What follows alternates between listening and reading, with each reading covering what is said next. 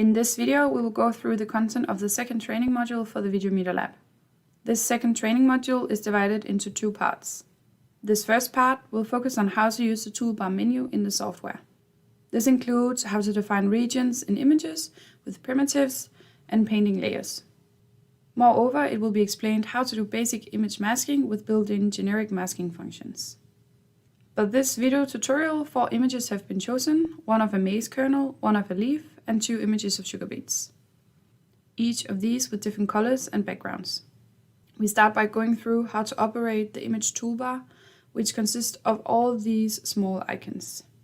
The first section of icons are small figures which can be used to define regions in the images.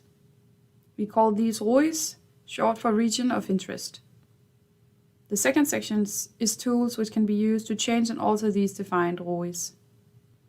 The third section is a mask, where one can find generic masking functions to remove the background in images. And lastly is given tools to paint manually in the images and define regions in this way. We start with the first section and defines ROIs in the maize image. We start by making a circle in one of the maize kernels.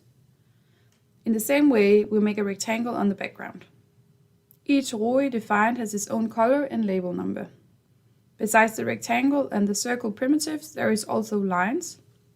2 lines are defined within one maize kernel. The small crosses are essentially really small squares of the pixel sizes 1 by 1, 3 by 3, and 5 by 5. When zooming into the images, we see that they only define these very small regions. In the second video of training module 2, we will look into how these can be used to analyze the spectrum in the image. You can move the ROIs around as shown in the video and change their sizes. Now we look into the tools for managing these ROIs. The scissor can be used for cutting out defined regions in the image shown in the video, for example, a single maize kernel. This new smaller image will still have all the same features, information, and number of bands as the original image. The red cross can be used to delete all primitives in the images. You can duplicate a ROI by pressing the ×2 button. When you then press a new place in the image, an identical ROI in shape will be created. The individual ROIs can be deleted with the delete button on your keyboard. You can zoom into an area of the ROI. To do this, select a ROI and press the loop icon. The screwdriver icon opens the primitive menu, the menu for the ROIs. Here all the primitives are listed. If you look at the first primitive with ID 1, it has type circle. The center of the circle is given in pixel coordinates. The radius is given as well and can be changed from the primitive menu, where the changes can be seen in the image immediately after. The visibility of the primitives can be turned on and off as seen in the video, and they can also be labeled with specific names. Further, we see that the rectangle, lines, and crosses is also listed in the same fashion in this menu.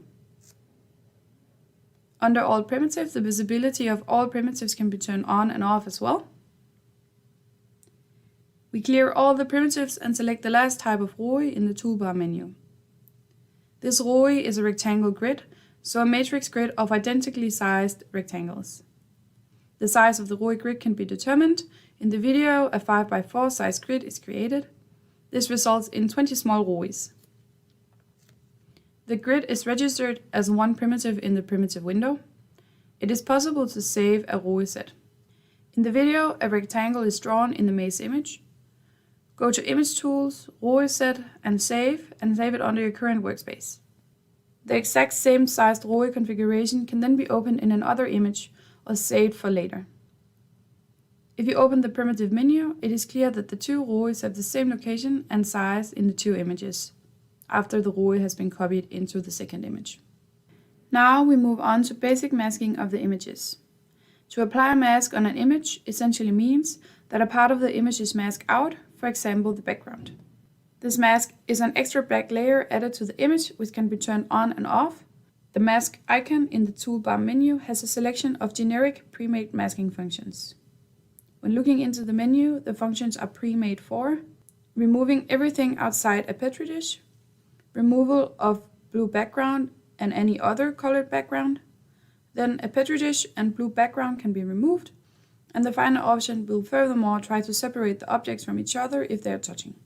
In the maze image, the blue background function is chosen, and we see that the masking automatically removes the blue background from the image. The mask can always be turned on and off as seen in the video. In the leaf image, we don't have a blue background, and thus the background masking is applied. For the sugar beets, the background and the petri dish is removed. In the final image, only everything outside the petri dish is removed. These masking functions are all very generic. Depending on your sample, they might work very well, but sometimes holes and other small defects might occur.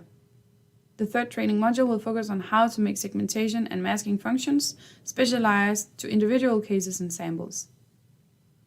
When a masking has been applied to the image, it is possible to scale the image taking only the non-masked pixel data into account. This is shown in the video and is accessed through the right-click menu. We see the change in the color bar once the automated scaling has been applied. Now all the images are reset to the original color bands. We will look into how to paint in the images with the painting tools in the top right of the toolbar menu. Here one finds a brush and a layer menu. Here a list of different colors is accessible. In the layer manager, all the same colors are displayed. Colors can be chosen from both menus. We start by selecting red paint. We zoom in on a single maze kernel and select the brush and a suitable brush size. We paint red in the lighter part of the maze. We change to green and then paint the darker yellow part of the maze with green paint and the background with blue paint. The size of the brush can be changed to fit the target area accordingly.